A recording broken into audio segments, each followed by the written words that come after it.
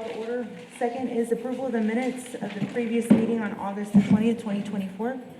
Everybody should have a copy of those minutes. Motion. And a motion to accept, approve, Yes, ma'am. seconded. Second. All right, thank you. Okay, number 3, discussion and possible action approving a tentative agreement. Call for a vote. Call for a vote. You're not on the table. Hush now. Should we vote? Oh, call for vote. Oh, you mean on the minutes? Yes. I thought you meant on the agreement. I was like, Brian, we got to talk about it. No. I'm just trying to help. All right, call for vote. Okay, calling for a vote on approval of the minutes. Yeah. Aye. No nays. Okay, motion passes. 1, 2, 3, 4, 5, 6, 7, 8, 9. Okay. Number 3, discussion and possible action approving the tentative agreement. Teresa has passed out the copies to everyone. Yes, we met late last week and went over this tentative agreement to make sure that all of the other TAs were incorporated as well, to discuss a few other things. So I kind of want to go through it. Some of the red lines on the first couple of pages are just the reordering of the page numbers for the appendix. There's a number of date changes, which is changing the agreement from 2024 to 2025. Over on page 6 is where we find the first changes. We changed the term previously commissioned officers to certified officers, and that became important when we started accepting just a peace officer certificate instead of a higher certificate than that. So we renamed that section. You can see where we deleted intermediate or higher and just said that applicants shall hold a peace officer certificate. Then down on section 4, the police officer compensation will be reflected from that officer certification level. That means anybody who comes in with just a peace officer certificate and not a basic will come in as a recruit, just to be clear. You guys stop me if you have any questions or see anything.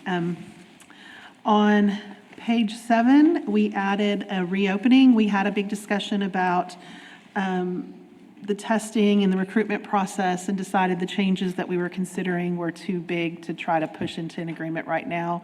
So we wanted to continue that conversation, and so we put this reopening language in the agreement that said we will have a reopening of the negotiations for the limited purpose of developing that open recruiting process. And those changes would be effective January 1st, 2025 if we come to an agreement on that.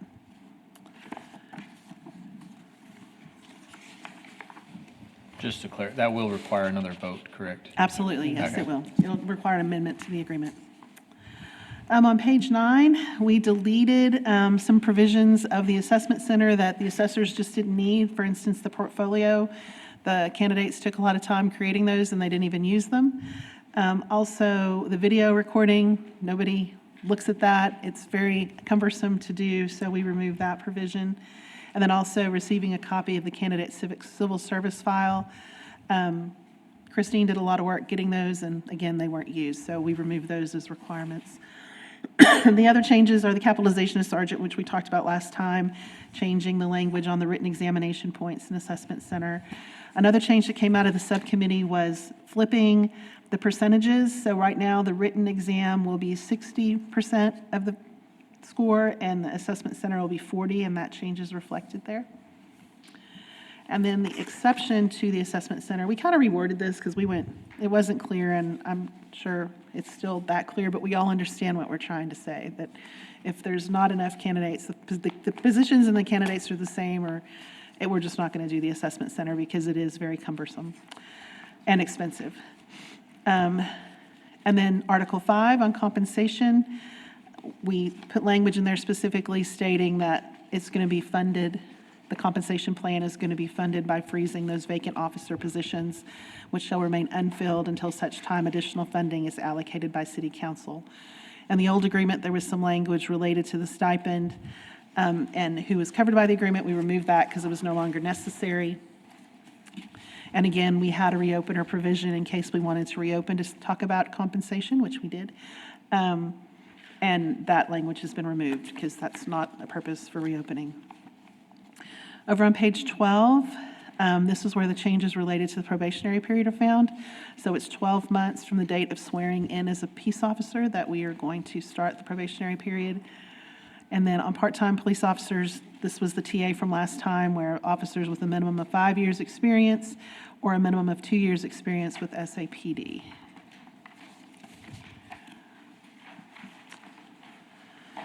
See anything on 13 or 14?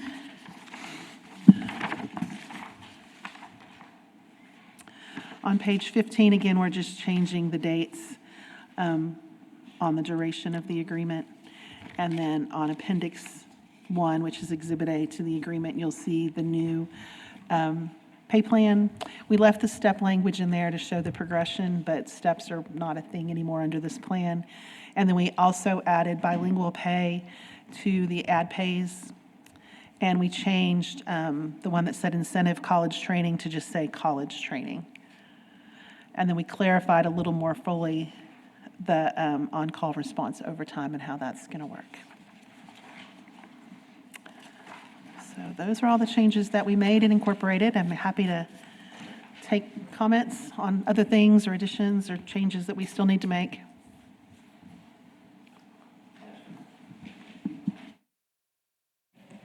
I'm just looking for a section,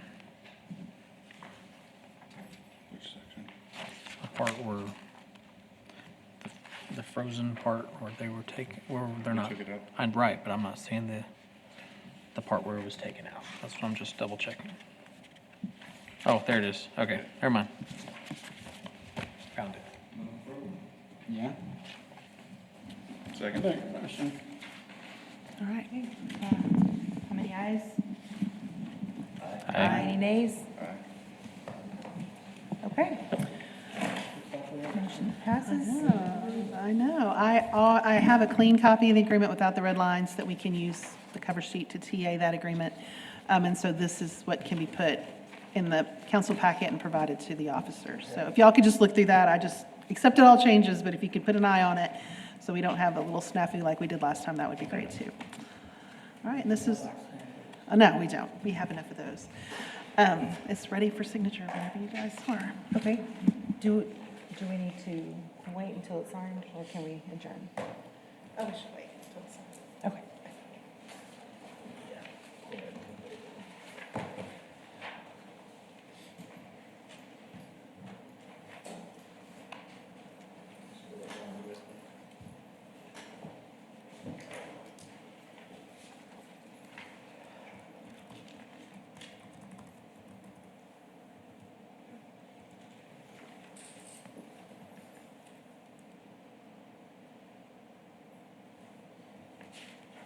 I don't know if it'd be helpful for us to post a red line version as well as a clean copy online so people can see the changes in line if they want to, but I think that might be helpful.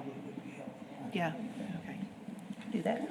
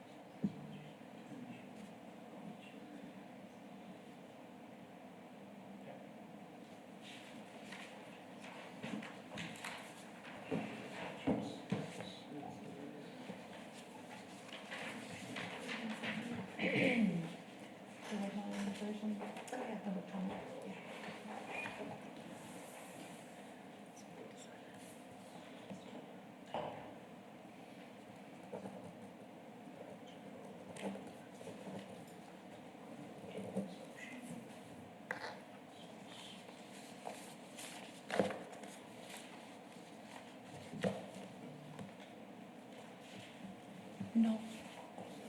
No. Do you have signed the minute, copy of the minutes? Oh, this is first.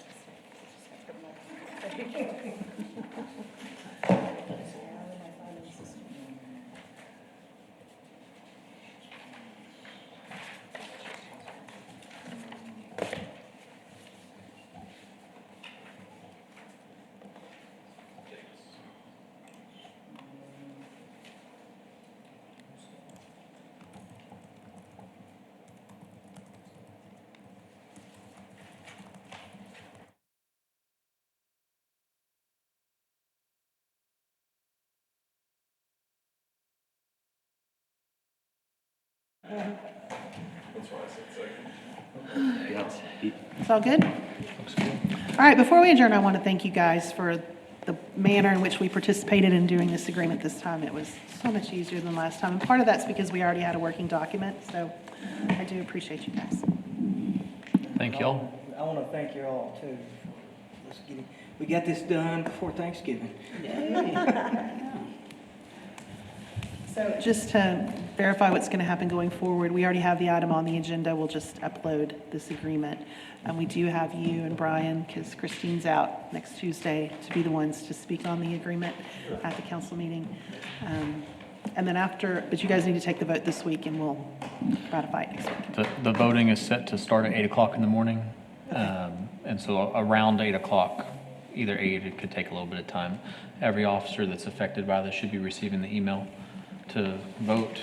They have until 8 o'clock on the 16th, and then we will have our results. All right, perfect. Thank you. Okay. Do we have a motion to adjourn? Motion? Second. All right. Anybody? Okay, everybody in favor? Nobody? No nays? All right, meeting is adjourned at 2:12.